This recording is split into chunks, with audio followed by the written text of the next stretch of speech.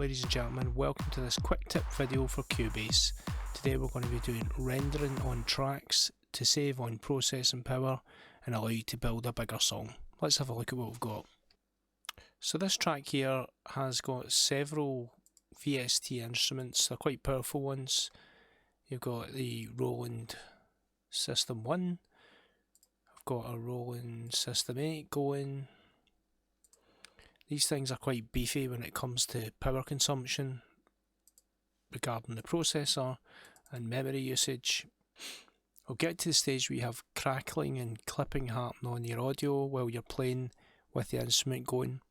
So it's at that stage you need to decide which tracks you're going to render, which will allow you to reduce the power consumption in the system. So this track here, it's got the System 1 synthesizer running.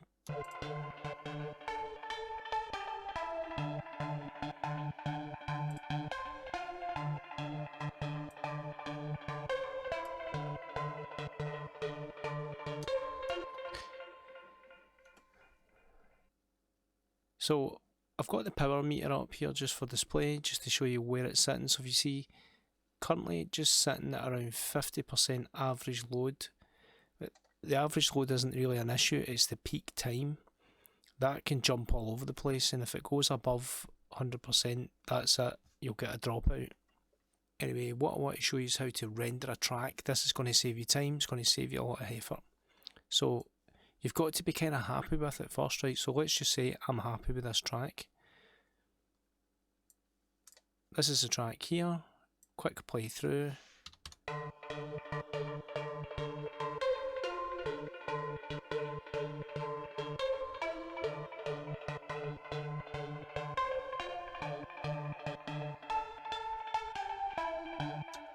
Okay, so I'm going to render that. One thing I will say is if you're going to render a track, make sure all the MIDI keys are all glued together, so you've not got little separate sections, or it will provide separate audio sections.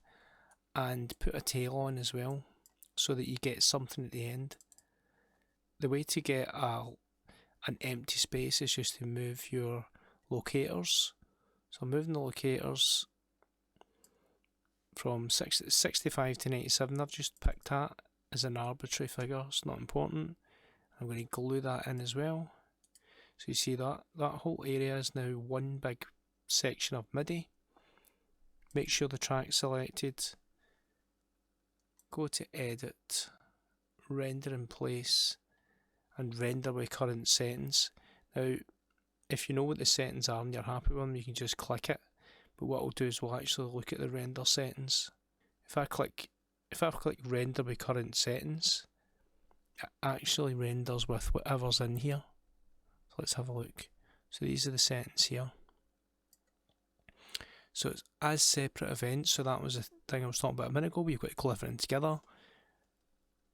I propose you do it dry, that's what I normally do, and that means that all these insert effects, that Fab Filter, Reverb and the Flanger, will be transferred across to the new section of audio. If you're running out of space and power, it might be an idea just to include them, so if you want to include them, you just complete signal path. Tail mode is off, right? That's because I've added it myself. If you put it on, I think it gives you some seconds or some bars and beats. I tend to do that manually, it just seems to work for me. The bit depth will be preset to whatever your project is set to, so it's currently 32 float for me. You can give it a specific name, not bothered. You can put it in a specific place. Now what I've got it set to is the project folder, which is where we want it. And then it will mute the original track, so this track here will be muted. You can also set it to hide as well. So what we'll do is we'll render it. Doesn't take long, it's just like doing a down mix, maybe a minute or so. Okay, that's that complete now. So you now have two tracks with the same audio in them. One of them is MIDI keys, the original synthesizer. The other one is an audio recording of it, so let's have a wee listen. You also see that the effects, insert effects, have been dragged across to the audio. The trick to this for me, to make sure that you don't get yourself in a mess, is how do I go back to that? I'm always asking myself a question, how do I go back? Because you don't want to just press undo through 500 steps to get back to that point where you had the MIDI keys. So what I do at this stage, I've got the two, I've got the rendered version and the original. First thing, add a folder track. Okay, so we'll call it system 1, and then drag both of those items in there. Make sure they go in that middle line in the green, and then you know they're in there, and then you can close the folder track, right? And then take the one with the MIDI keys and the synthesizer and disable it. So now that's not using any power up at all. So you can see I've gained a little bit back there. It's less than 50% now. And if I went through all of the tracks that I've got and rendered them, I've got 6 more tracks or something to do. I think if I could render them all, I bet you that would give me a lot of power back. So render in place with current settings, and I'll quickly disable each one to demonstrate how much power you can get back. As you can see, it's building up the rendered tracks. Okay, so that's all of the tracks rendered. So if I take all the originals, disable them, what I'll do is I'll select them all and disable them in a 1A. All the muted tracks. Let's see what the power meter says now. There you go, right down to almost nothing. That's the tip. So here's the procedure. Just going to reiterate what you do. Select the track that you want to render. Make sure that all the MIDI tracks are all glued together. Put a tail on the end of it. Select it, edit, render, let it do it. Create a folder track. Put the render and the original part in that folder.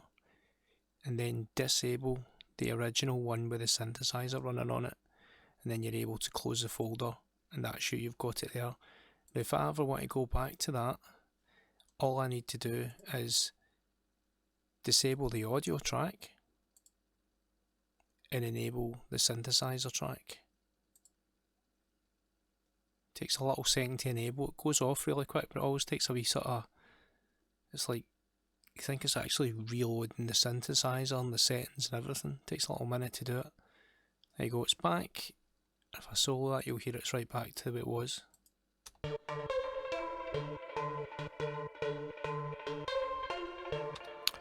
Thanks for coming along, thanks for listening. See you at the next tip.